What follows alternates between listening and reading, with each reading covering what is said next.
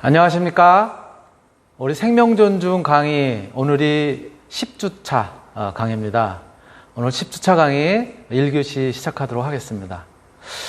이번 10주차에는 여러분들하고 같이 대학 내에서 벌어지는 그런 폭력 문제. 교수님, 뭐 대학에서 폭력 문제가 뭐 그렇게 많이 벌어지나요?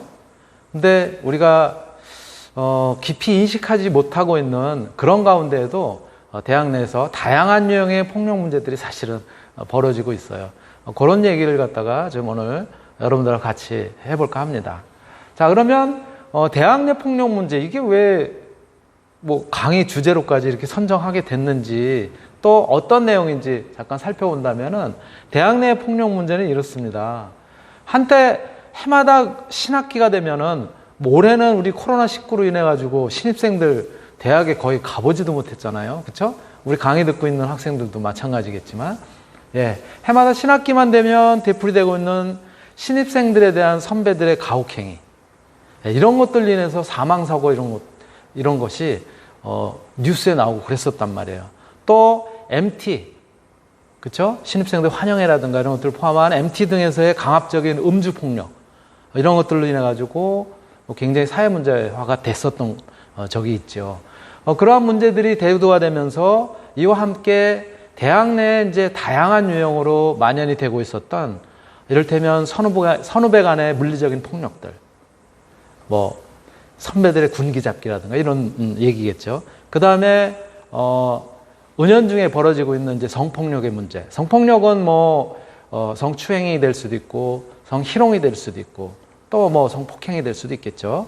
그리고 연인인 그 남녀 학생들 사이에서 벌어지는 데이트 폭력의 문제, 이런 것들이 대학 내에서도 벌어지고 있다는 거죠. 그래서 다시 한번 정리를 하면은 대학 내에서 벌어지고 있는 폭력의 종류들, 뭐 굉장히 이것이 사회 문제가 될 정도로 이제는 크게 이렇게 나타나고 있지는 않지만 여전히 남아있는 그런 문제인데요. 첫 번째가 조금 전에도 잠깐 말씀드렸던 것처럼 선배들에 의한 물리적인 폭력이에요.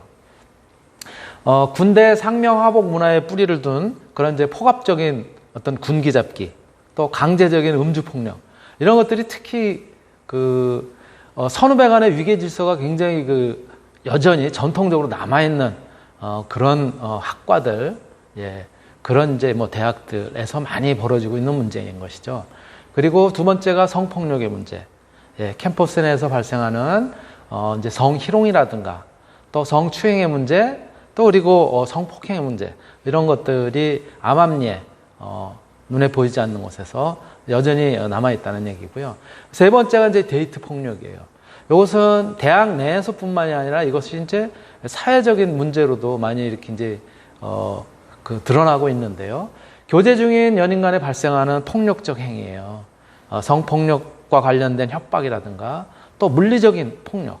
뭐 이게 연인 간에 벌어지는 거기 때문에 제3자가 개입하기가 사실 어려운 부분이 있긴 한데, 그런 물리적인 폭력, 또 언어 폭력, 그리고 정신적인 폭력, 또 더불어서 사회적인 매장이라든가 또 스토킹, 이런 다양한 유형의 형태로 나타나는 것이 바로 이런 대학 내 또는 대학을 포함한 사회에서 일어나는 그런 폭력의 종류들인 것이죠. 그렇다면 먼저 특히 대학을 중심으로 해서 일어나는 선후배 간의 물리적인 폭력, 이런 것들이 어떤 것이 있는지 그런 것들을 한번 살펴보도록 하겠습니다. 선후배 간의 물리적인 폭력, 여기에는 조금 전에도 사실은 제가 이제 간단하게 말씀을 드렸었는데요. 신입생들에 대한 환영회, 신입생 환영회, 또는 이제 MT라고 하는 이런 것들을 통한 그 자리에서의 어떤 신고식들, 여기에서 일어나는 이제 문제들인 거죠. 그래서 특히 선배들로부터의 무차별적인 어떤 폭행이라든가 또는 얼차려, 이런 것들이 이제 등장을 하고 있는데, 조금 전에도 말씀드렸던 것처럼 올해는 뭐 코로나19로 인해 가지고, 그렇죠? 신입생들이 뭐 대학의 캠퍼스에서 수업을 처음에 받아보지도 못하는 상태에서 이렇게 비대면 온라인 강의를 통해서 이제 하게 되는 안타까운 그런 이제 상황이 전개가 되고 있죠. 그러다 보니까 이러한 문제들이 좀 사실은 굉장히 드러나지 않고 거의 이제 발생하지 않았던 그런 이제 특징이 있는 거죠. 그리고 신입생들에게 가해지는 이제 강압적인 다양한 이제 가혹행위들이 있어요. 이를테면 뭐 새벽부터 뭐 신입생들을 집합시켜가지고 또 얼차려라든가 뭐 여러 가지 이제 있습니다. 뭐 원산 폭격이라고 하는 뭐 그런 유형이라든가 뭐 굴린다라든가 뭐 그런 유형들이 있고요. 또 군대 같은 그런 어떤 예절 지침을 갖다 강요를 한다라든가 뭐 선배들만 뭐 멀리서도 인사를 하고 막 가까이 와서 뭐 큰 목소리로 인사를 하는 뭐 그런 유형들. 이러한 선후배 간의 전통이라는 이름의 군기잡기나 가혹행위 이런 것들을 소위 물리적 폭력 이렇게 우리가 이야기를 할 수가 있는 것이죠. 그런데 이러한 선후배 간에 일어나는 물리적 폭력들 이런 것들이 요즘에만 있느냐? 그런 건 아니더라고요. 이미 조선시대에도 그런 그 유학생들 사이에 유생들 사이에 있었다고 해요. 잠깐 영상 볼까요? 이 문서는 18세기 조선시대에 있었던 신고식에 관한 내용을 담고 있습니다. 문서에는 후배를 귀신으로 부르며 재주도 없으면서 벼슬을 했으니 담배와 고기 등을 선배에게 바치라 라고 명하고 있습니다. 21세기 현재 대학교 신입생 신고식 여전히 이루어지고 있는데요. 어떤 모습으로 바뀌었을까요? 전북 원광대학교 사범대에서 지난 4일에 벌어진 신고식입니다. 민소매와 반바지 차림의 신입생들이 고개를 숙이고 파란색 천막을 깐 바닥에 앉아서 어떤 액체를 맡고 있습니다. 이들이 맡고 있는 것은 막걸리입니다. 이날 80여 병이 막걸리가 뿌려졌습니다. 다음은 부산 동아대에서 있었던 일이죠. 학생들이 두 손을 모은 채 고개를 숙이고 있고요. 역시 선배들이 바가지에 담긴 액체를 붓고 있습니다. 먹다 남은 음식을 넣은 오물 막걸리였습니다. 학과 동아리의 창설을 기념하는 행사였는데 이른바 액땜을 위해 오물 막걸리를 부었다고 밝혔습니다. 신입생 신고식에서 벌어진 일은 막걸리 투척만이 아니었습니다. 서울 건국대에서 성추행 논란이 있었습니다. 신입생 OT 과정에 유사 성행위를 묘사하거나 성추행에 가까운 게임이 25금 몸으로 말해요라는 이름으로 진행이 돼서 SNS를 통해서 공개적으로 문제가 제기되기도 했습니다. 해마다 반복되는 인명사고도 있었죠. 지난 22일에는 대전의 한 대학교 대면식에서 술을 마신 신입생이 숨지기도 했습니다. 지난 10년간 무려 22명이나 신입생이 음주로 사망했다는 통계도 있었습니다.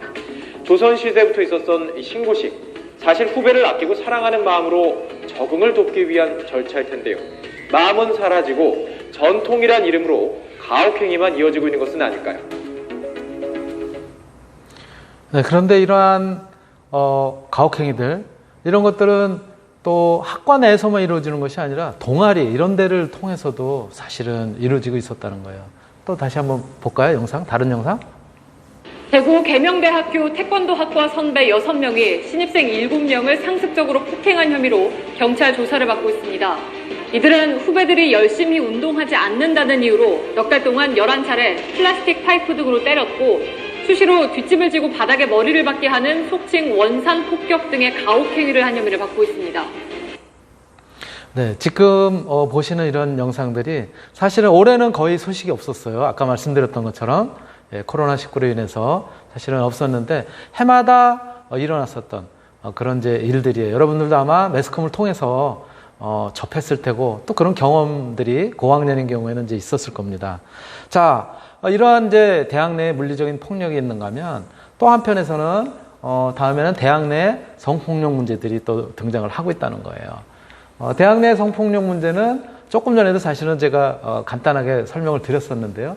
신입생 환영회 및 MT 등에서의 성희롱 문제, 그리고 단체 채팅방에서의 어떤 성희롱과 관련된 그런 이제 소위 이야기하는 뭐 사이버 불링이라고도 이제 표현을 하는데요. 뭐 그런 얘기. 그다음에 교수의 위계에 의한 어떤 성폭력 문제.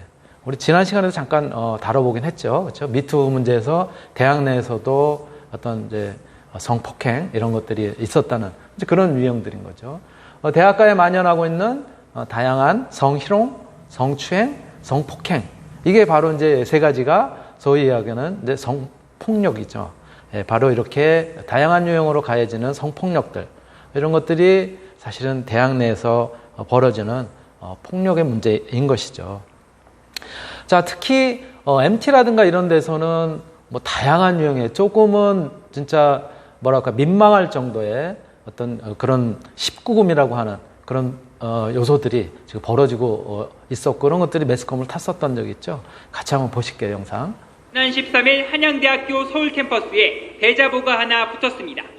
지난 2월 공과대학 16학번 남학생들이 신입생 오리엔테이션 뒤풀이에서 동기 여학생과 후배 여학생들을 상대로 성적인 농담을 했다는 것이었습니다.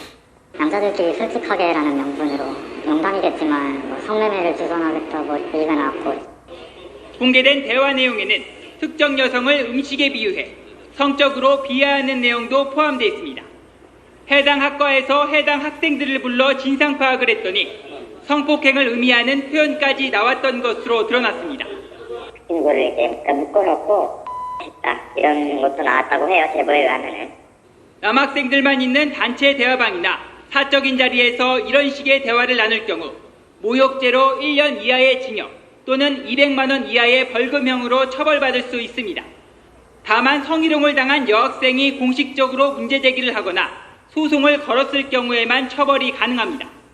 한양대학교 측은 아직 피해 학생들의 신고는 없지만 진상 조사를 한 뒤 학칙에 따라 처분을 내리겠다고 밝혔습니다.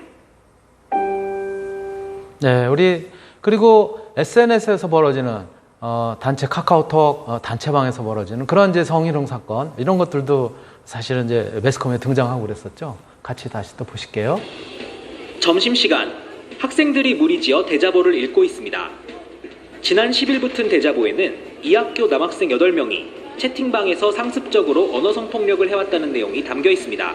동기 사이인 이들이 1년 동안 나눈 대화는 충격적입니다. 신입생 오리엔테이션을 앞두고선 성폭행을 암시하는 대화를 나누는가 하면 동기 여학생을 거론하며 성희롱 발언을 일삼습니다. 지하철에서 몰래 찍은 여성의 사진을 공유하자 휴지 챙겼다는 도를 넘어선 메시지가 돌아옵니다. 생각을 하고 나서 막상 저희끼리 있을 때는 아무렇지 않게 그냥 대화하고 막 술 마시고 같이 놀고 이런다는 게 좀 무서운 것 같아요. 이들 중 일부는 교내 성평등 지킴이를 맡거나 페미니즘 동아리에서 활동하기도 했습니다. 학교 측은 진상조사에 나섰고 총학생회도 대응에 나섰습니다. 이번 주 내로 중앙운영위원회 임시회의를 소집을 해서 향후 재발 방지 등을 포함한 대책을 논의할 예정에 있습니다. 지난 2013년 한 대학에서도 비슷한 일이 일어나자 법원은 형법상 모욕죄에 해당할 여지가 있다고 판단한 바 있습니다. 여성을 대상으로 한 범죄가 잇따르는 가운데 대학 캠퍼스도 더 이상 안심할 수 없다는 우려의 목소리가 나오고 있습니다. 네, 이러한 어떤 대학 내 성폭력의 문제, 단지 우리나라만의 선후배 간의 문제 이런 것들이 우리나라만의 문제일까요? 외국에서도 여지없이 벌어지고 있다는 거예요. 그래서 대학 내의 다양한 성폭력 문제, 이거는 해외 선진 여러 나라에서도 예외 없이 발생하고 있는 이제 그런 문제들이고요.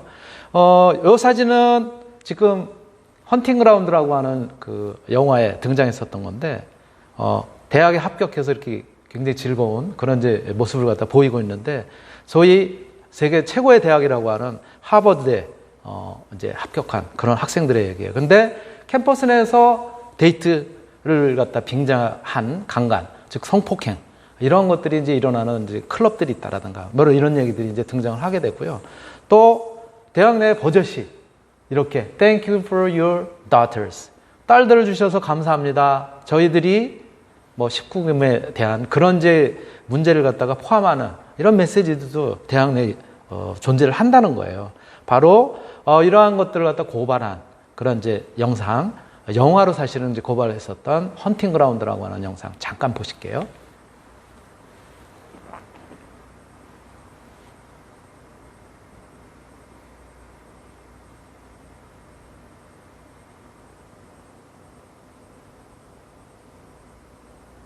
Asking if you were to get into Harvard, would you accept? And I said yes, because I knew my mom would kill me if I said anything else.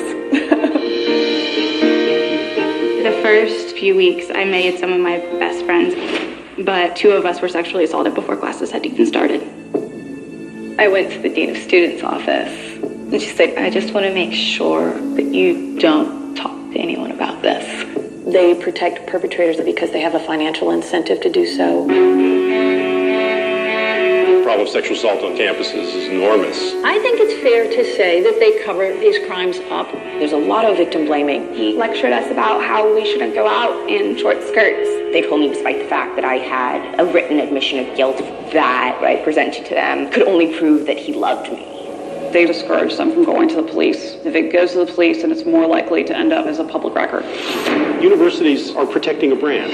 Campus police cannot contact an athlete. He won the Heisman Trophy with his DNA rape kit. Just sit down with the students and ask them, where are the hot spots? SAE, sexual assault expected. The second most common type of insurance claim against the fraternity industry is for rape. Her rapist's name matched the name of 2 other cases, and he was allowed back on campus. The message is clear. You're not going to win.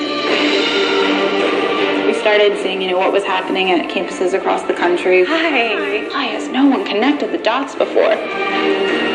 These students went from sexual assault victims to survivors and now activists. My name is Carolyn Luby. My name is Alexa Schwartz. My name is Ari Mostov.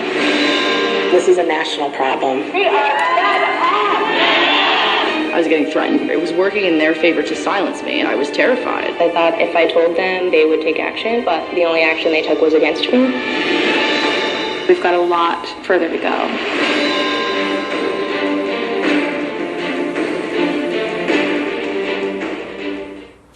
예, 늘 있어 왔었던 그런 이제 문제이지만은 이렇게 인권영화제에서 대학 내 성폭력 문제 이런 것들이 고발이 되는 그런 이제 영상이었고요. 바로 대학 내 성폭력 문제 이런 것들은 사실은 이 대학 내뿐만이 아니라 성폭력이라는 것 자체가 굉장히 좀 사회적인 문제가 된다는 거죠. 바로 이 성폭력 사건은 상대방이 동의를 했느냐 라고 하는 부분에 굉장히 그 중요한 의미를 갖다 담고 있다는 거예요. 동의하지 않은 그러한 모든 성폭력 관련 문제는 범죄라고 그렇게 이제 이야기를 하고 있고요.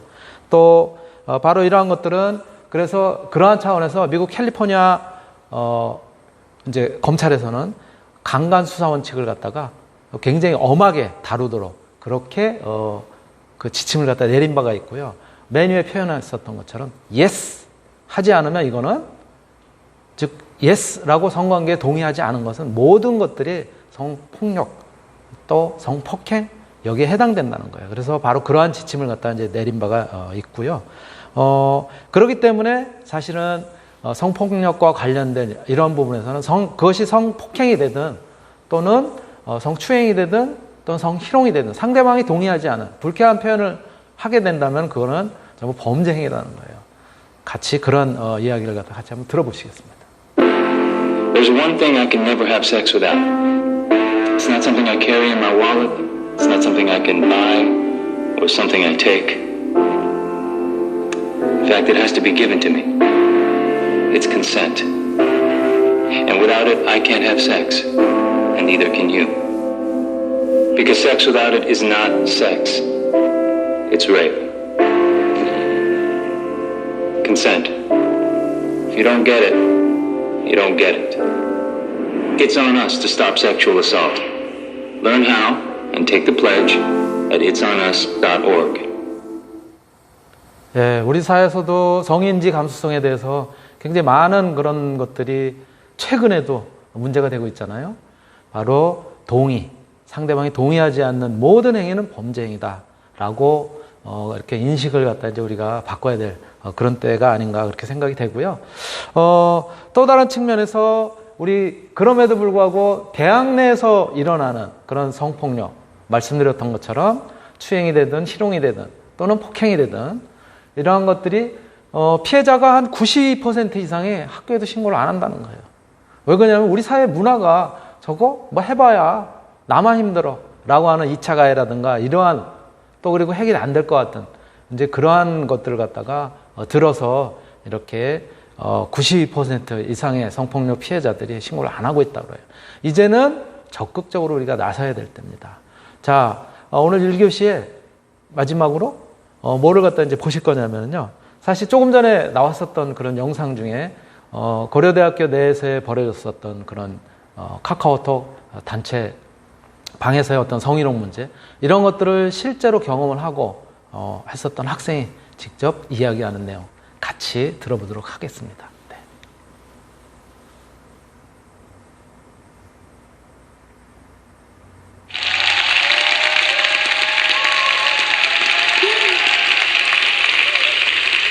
안녕하세요. 저는 대학생 김예은입니다.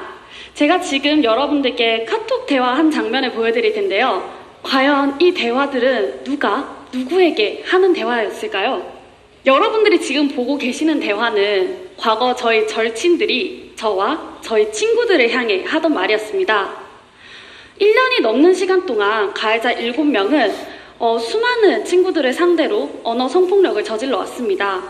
심의 때문에 말할 수 없는 내용들을 포함해서 무려 A4로 1000쪽이 넘는 방대한 양을 말입니다. 저는 오늘 이런 카카오톡 언어 성폭력 사건을 공론화한 경험에 대해서 얘기하고자 합니다.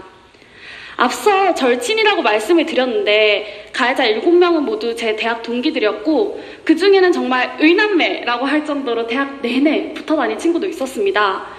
친하게 지냈던 사람들일수록 단톡방에서의 대화 수위는 더 강하고 그 빈도도 더 잦았더라고요. 그래서 저는 제가 이상한 사람만 고르는 렌즈를 끼고 다니나 생각을 하기도 했습니다.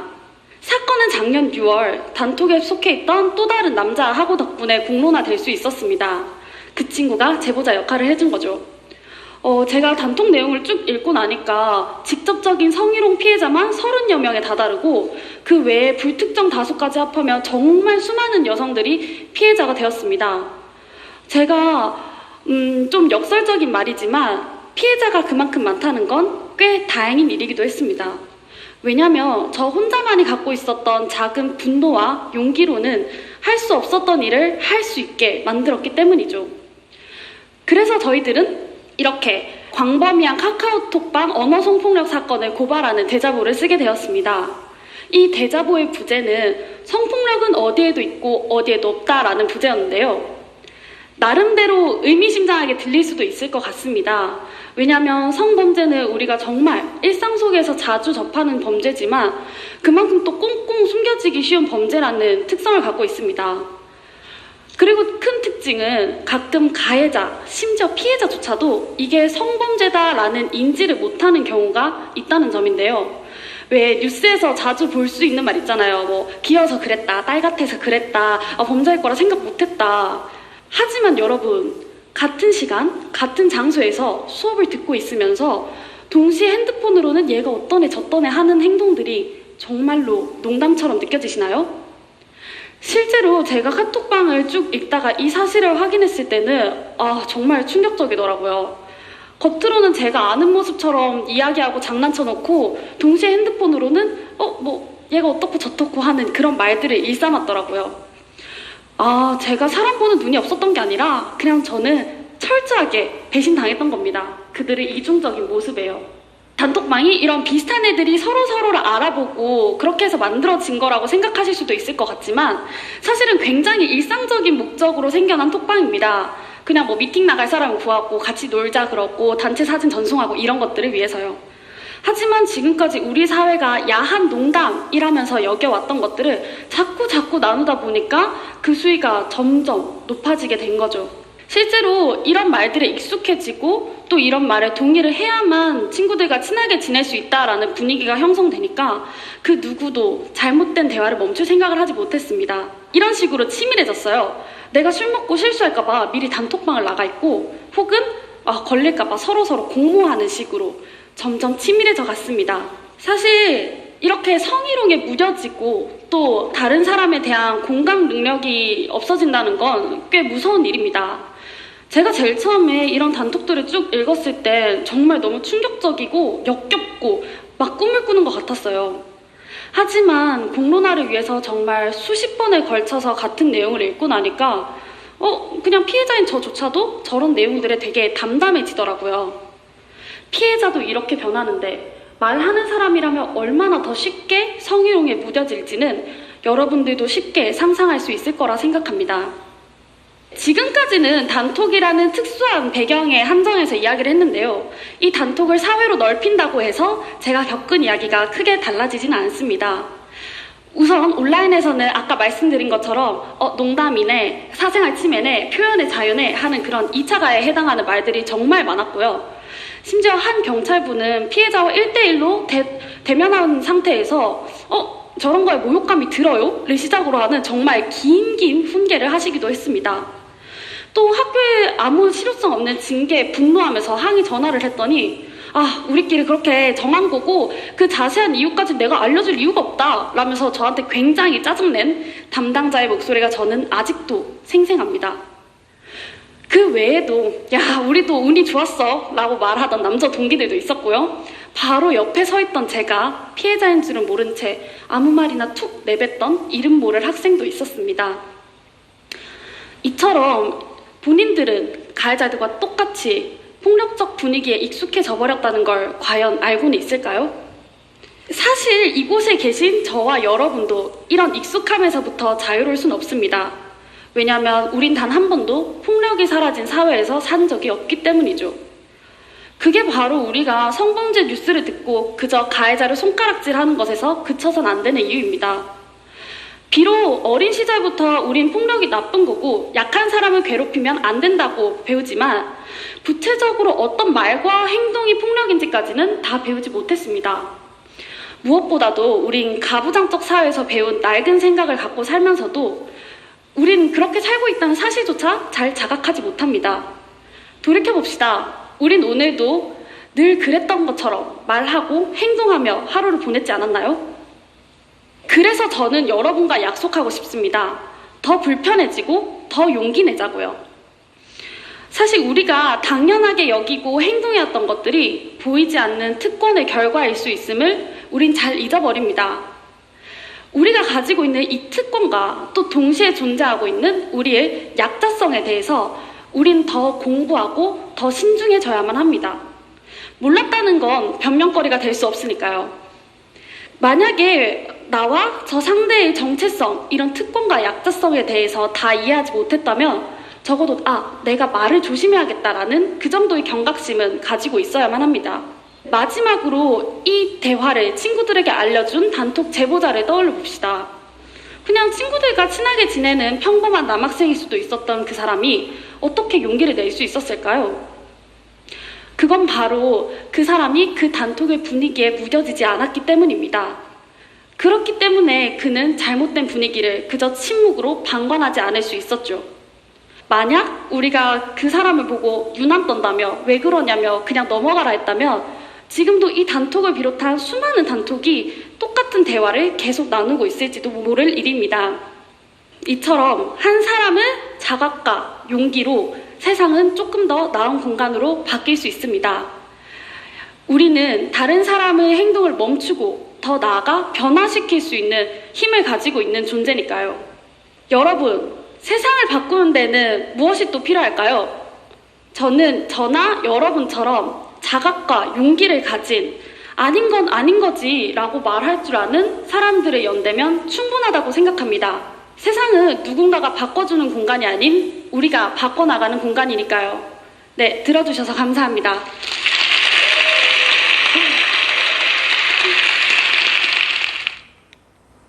네, 시간이 이렇게 돼서 데이트 폭력에 대해서는 2교시에 계속 이어서 하도록 하겠습니다. 잠시 쉬겠습니다.